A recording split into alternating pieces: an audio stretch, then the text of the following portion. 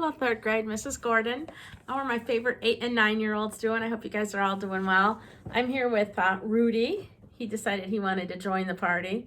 So I'm going to read to you today chapters 43 through 48 from our Wild Robot Escape story. Come on, you can come up too. I got another one wanting to come up here too. All right, do what you will. This first chapter that I'm going to read, chapter 43, is titled The Operation. Here we go. See, I do have another one. I have dogs all over the place. Who else out there has more than one dog?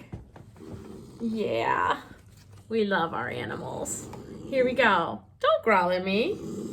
Are you being obnoxious? You know Santa's not going to bring you anything if you're growling. You're going to get a lump of coal in your stocking. Is that what you want? Is that what you want? You want a lump of coal? All right, let Mama read. Chapter 43, The Operation. Midnight, and the children were wide awake in their beds. Jay and Jade were waiting for their father to fall asleep. Once he was snoring deeply, they tiptoed past the bedroom, down the stairs, and out the back door. They crept across the farm to a cluster of trees, and there was the old barn, looming above the undergrowth like a mountain. Its door was open a crack, and a wedge of light spilled outside. The children closed the door behind them and walked past wooden railings and stairways and up a ramp to a platform in the back corner of the barn. Lanterns hung from the walls and cast their soft light upon a large table. Standing behind the table was a robot. "Hello, children," said Roz. "How do you like our operating room?" "It's a little dark," said Jaya, "but it'll work." Jade pulled his computer from his pocket. As he brought up the diagram of Roz's body, his face tightened with worry. "We've never done anything like this before." "Just do your best," said Roz, patting him on the back. "This is all I can ask of you." The robot unfastened her tool belt and draped it over a railing. Then she lay flat on the table. It was time to begin. Jaya looked down at Roz. "All set?" Roz looked up at Jaya. "All set?" The girl felt under the robot's head, found the button with her fingers, and pressed it. Click. Roz's body relaxed. Her quiet whirring slowly stopped. Her eyes faded to black. Jade took a deep breath, and then he grasped the robot's head in his hands and twisted until thwip, it popped off. In the smooth socket where the head had just been was another button. Jaya pressed it and the robot's chest opened up. They peered into the hollow chest cavity and saw a tangle of tubes connected to a grid of boxes. These were the robot's electronic organs. "That's the transmitter," said Jade, pointing. The children reached into the robot's chest and carefully removed the box and a tube and set them on a table. "That was easy," said Jaya, smiling.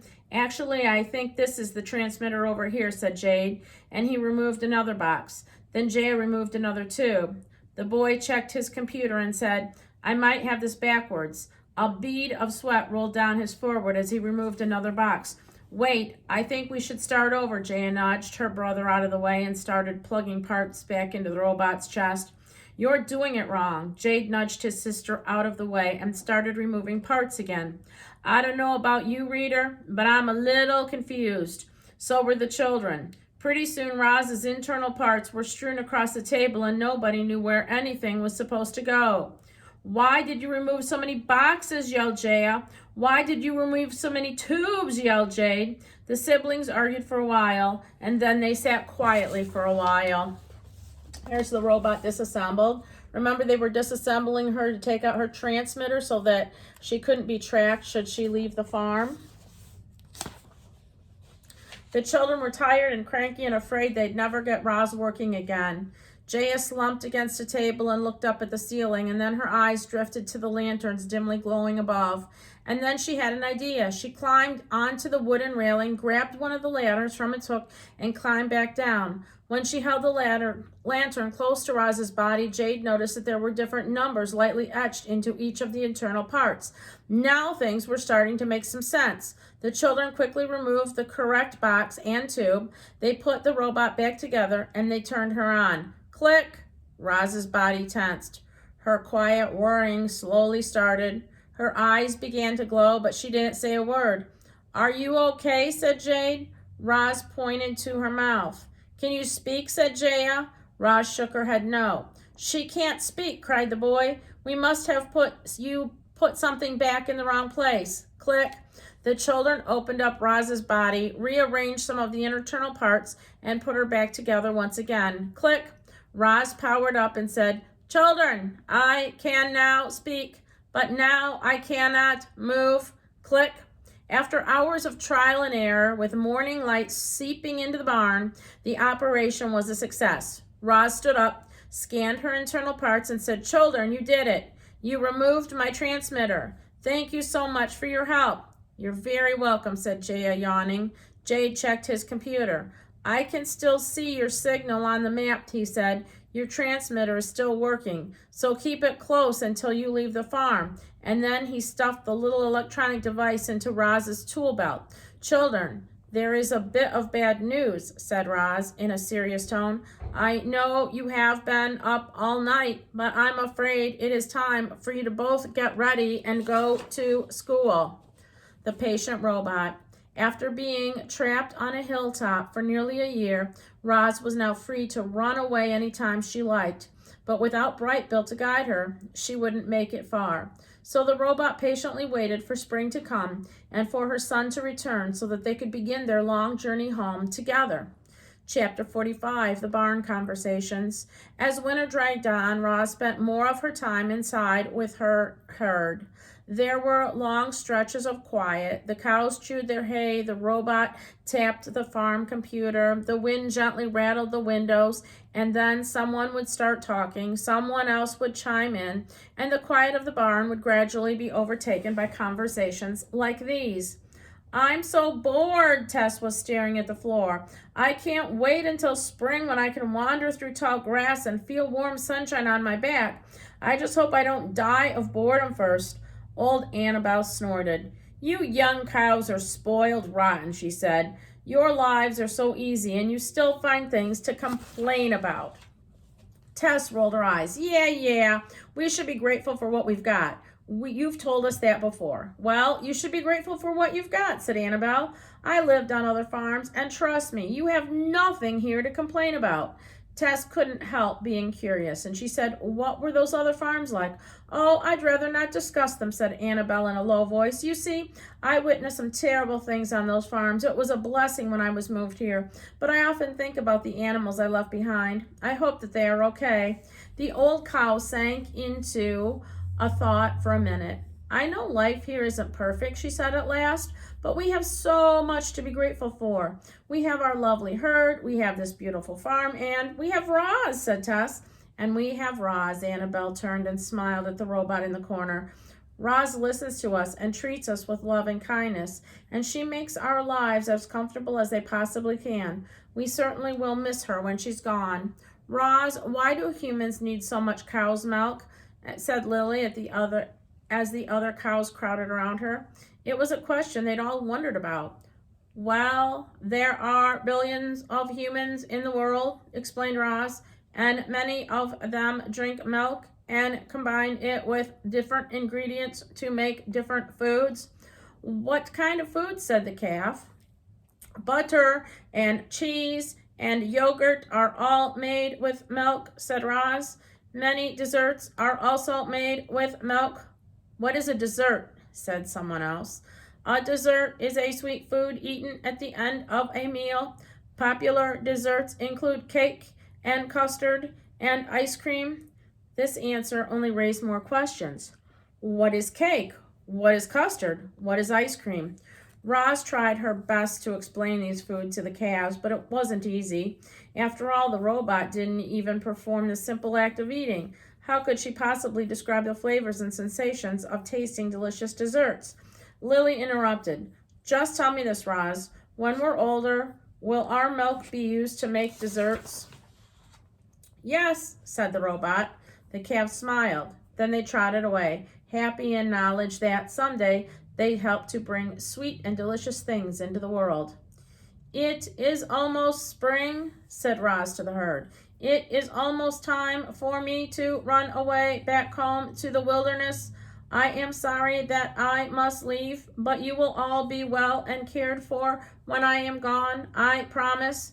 Cows began mooing from their stalls. Don't worry about us, Roz. There's no need to apologize. We understand why you're running away. Lily poked her head through the railing of her small stall and said, I could never run away to the wilderness. I would be too frightened. I'd love to roam through the wilderness, said Tess. It sounds exciting.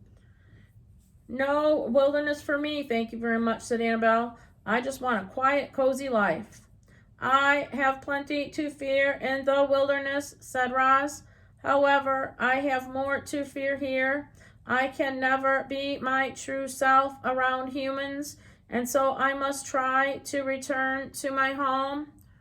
I only wish I could do it myself, she went on, but I need help. I could never escape from this farm without the children, and I could never find my way home without my son. I feel bad for asking so much of them. Don't feel bad, said Lily. Bright Bill and the children want to help you. They love you. We all do. The farm won't feel the same without you, Roz, but we know you're doing the right thing. The herd agreed with Lily, and throughout the barn, cows quietly nodded their heads. Chapter 46, The Spring. With each passing day, the sun climbed a little higher and the rays grew a little warmer. The last patches of snow melted away and the color returned to the land. The pastures and fields and trees, they were all turning bright green, and the air slowly filled with fresh smells of spring. Many of the cows had been steadily growing bigger, and now calving season had arrived. When the time was right, each cow went out to the pastures so her calf could be born in soft grass. The robot stood nearby just in case anyone needed her help, but nobody did. Even the first-time mothers knew what to do instinctively, and soon newborn calves were frolicking around the farm. Spring was a happy, exciting time, yet Roz was distracted. More and more she found herself looking to the skies, hoping to see Bright Bill and his flock. She knew they were on their way. The dinner. Mr. Sharif hopped out of the truck with his arms full of shopping bags. He limped toward the farmhouse, dragging his leg in the usual way, and then he fell. Roz ran over and found the man sprawled out on the driveway, groceries scattered around him. Are you okay? She said, pulling him to his feet. I'm fine, he grumbled. Roz started picking up the groceries and said, Let me help you inside. A minute later, the two of them were stepping into the house. Jackets and hats hung from pegs on the wall. Shoes were lined up beneath a bench. The man peeled off his boots and hollered, Kids, it's time to cook dinner. Footsteps pounded across the ceiling, and the children came flying down the staircase with their dog. Is Roz having dinner with us? Said Jaya. Roz doesn't eat, said Jay. I know that, but she could sit with us. How about it, Roz, said Mr. Sharif. Care to join us for dinner? The robot stared at the family. The family smiled at the robot. What would you like for me to do? Said Roz. In a very proper voice, Jade said, I would greatly enjoy the pleasure of your company for dinner. In a very improper voice, Jaya said, I order you to stay for dinner. The children didn't wait for a response. They snatched the groceries from Roz and scampered off. Oscar ran after them, barking. Is that food? It smells like food. I want some. The wooden floor creaked as Roz followed Mr. Sharif through the living room. A comfy chair and a sofa faced a darkened electronic screen. Above the fireplace hung a painting of a familiar old barn. Doorways led to other rooms. Roz glanced into Mr. Sharif's office and saw a portrait of his family, including his wife. Mrs. Sharif was so pretty. She had dark curly hair and a bright smile. It was the same smile Roz saw on each of the children. Look, Jaya is crying like a baby, came Jade's giggling voice from the kitchen. When Roz walked in, the girl was chopping an onion and tears were streaming down her cheeks. Roz, I order you to stop to chop this onion for me, said Jaya, wiping tears. The robot picked up the knife, and in a flash, the onion was perfectly chopped and dumped into a bowl. Clearly, Roz was designed to chop onions. Roz, I order you to take the night off, Mr. Sharif laughed. The kids and I want to cook. We enjoy it. More vegetables were chopped, skillets started sizzling, delicious aromas swirled together, and before long a magnificent meal was set out on the table. Oscar positioned himself below to catch food scraps, and everyone else took a seat. Mr. Sharif turned to his daughter. Would you like to say grace? The girl lowered her head. Thank you, God, for this yummy food we're about to gobble down. Amen. Thank you, Jaya, said Mr. Sharif with a wink. And thank you, Roz, for everything you've done this past year. I had my doubts, but now I can't imagine what we'd do without you. The children looked at each other. Then the family grabbed their knives and forks and dug into their dinner. A colorful leafy salad, a plate of sautéed asparagus, creamy mashed potatoes, and buttered bread with a tall glass of milk. The meal was beautiful, but as Roz scanned the table, her eyes kept turning to the roasted chicken. It was about the size of Brightbill. Suddenly, the robot had a whole lot of questions. There's a picture of their meal that they're eating. Some kind of poultry. Do chickens live happy lives? Did this chicken know it would be eaten? Were humans bad for eating animals? No, thought Roz. Humans are simply following their instincts, like all creatures. Like Roz herself, at least the Sharifs honored this name by giving thanks and by turning it into a beautiful and nourishing meal. After she'd finished eating, Mr. Sharif stepped out of the room. He returned a moment later carrying a violin and a bow. Growing up, I dreamed of being a musician, he said. Thumping back into his chair, he tuned the instrument, put it under his chin, and started to play. His bow glided back and forth. His fingers danced across the strings, and a lovely old folk song filled the room. Mr. Sharif tapped his foot as the notes rang out, soft and then loud, slow and then fast. The song ended with a flourish, and the music faded to silence. Then he rested the violin on his knee. This instrument has been in our family for a very long time, he said, since the days when Cyrus Sharif first built the farm. Cyrus Sharif? Roz knew that name. She unsnapped a pocket on her tool belt and pulled out a small journal.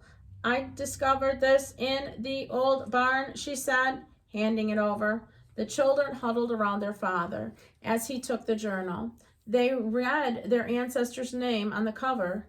Then they carefully opened it and turned the brittle pages.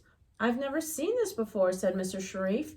It's a piece of our family history, kids. Look at how they used to milk the cows.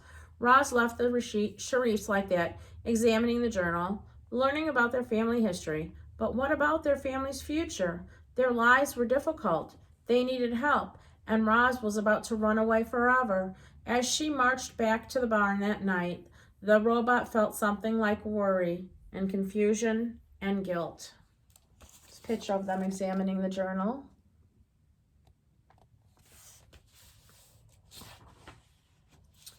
Chapter 48, The Return. The robot's feelings of worry and confusion and guilt went away as soon as she heard her son's voice echoing across the farm. Ma, we're back! Brightbill's flock appeared above the pasture. Flapping and honking and laughing, they glided down to Roz, and Brightbill took his place on his mother's shoulder. I told you we'd keep your son out of trouble, squawked Loudwing.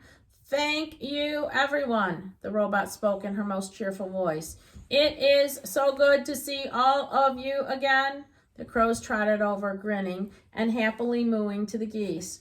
While the herd of flock caught up with each other, Roz and Brightbill slipped away to speak privately. What's the plan, Ma? Said Brightbill. The plan is simple. Tonight, under the cover of darkness, I will run away from this farm, and then you and I will begin our journey home. That's the end of chapter 48. Hope you're continuing to like this story. This story has a lot more adventure to it, I think, than the first story. So hope you're liking it. And so I'll say bye for now from the growlers. Are you growlers? So we'll talk to you guys later. Have a great day. Love you all. Bye-bye.